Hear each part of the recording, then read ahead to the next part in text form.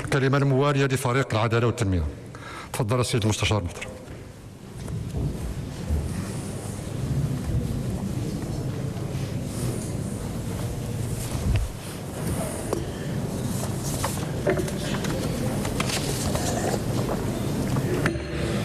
بسم الله الرحمن الرحيم.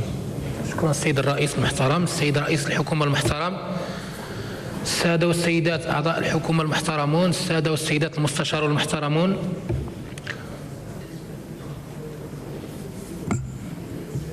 اسمح لنا في البداية السيد رئيس الحكومة المحترم أن نهنئكم ونهنئ فريقكم الحكومي على نجاحكم المعتبر في هذه التجربة الحكومية المتفردة التي رغم كل الظروف الصعبة التي واجهتموها وواجهتكم، ورغم الظرف السياسي والاقتصادي غير المريح الذي تحملتم فيه المسؤولية، فإن نجاحكم لا ينكره إلا جاحد.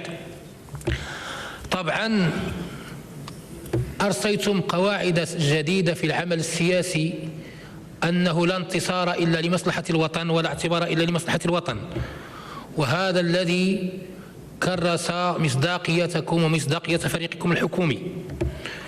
وإننا لنحيي فيكم اعترافكم بمجهودات من سبقكم في مجال التنمية القروية خاصة في الكهرباء والماء.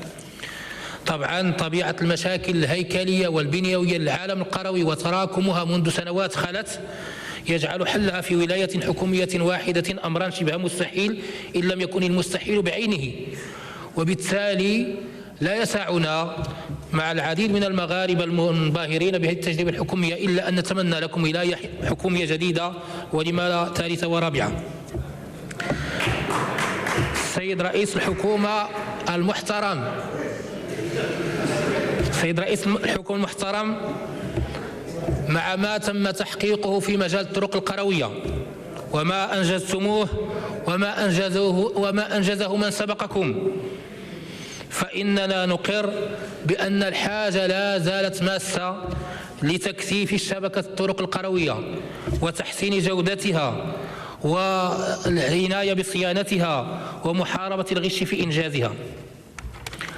على مستوى التعليم نقر بأن مجهودا جبارا قد بذل من طرف حكومتكم والحكومة السابقة أيضا، ولكن نقر أيضا بالحاجة الكبيرة لمؤسسات جديدة ولمدارس جماعية جديدة وللحد من ظاهرة الاكتظاظ وظاهرة الأقسام المشتركة حتى نصل إلى تعليم جيد بالعالم القروي يضاهي التعليم بالمجال الحضري.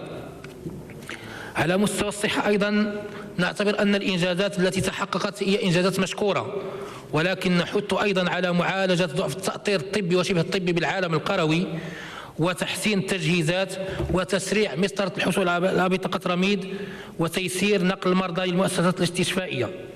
السيد رئيس الحكومة المحترم ويعول عليكم سكان العالم القروي ويعولون على صندوق التنمية القروية للنهوض بأوضاعهم وتحسين ظروف عيش ساكنة العالم القروي.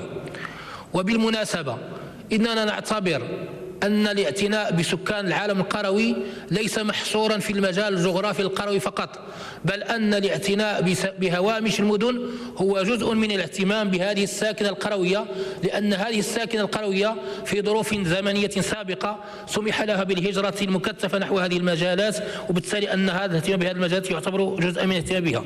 سيد رئيس الحكومة المحترم، نتمنى صادقين أن تمتد برامج التأهيل الحضري وتوفير السكن اللائق للمجال القروي، لأن المواطن القروي أصبح طموحه مرتفعا مع هذه الحكومة، وبالتالي نتمنى أن تشمله برامج التأهيل والسكن اللائق. وهذا يجرنا للمطالبة بتيسير وتبسيط مساطر السكن بالعالم القروي وبناء بالعالم القروي، لأن المواطن في العالم القروي للأسف الشديد الآن مخير بين السكن الهش أو السكن الغير اللائق أو السكن العشوائي أو أداء الضرائر والغرامات.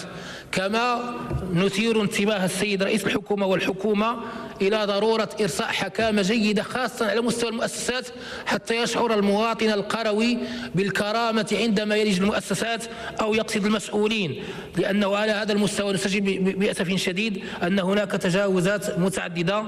لضيق الوقت ولفتح المجال للسؤال الثاني. شكرا السيد الرئيس. شكرا السيد رئيس الحكومة. شكرا سيد المستشار.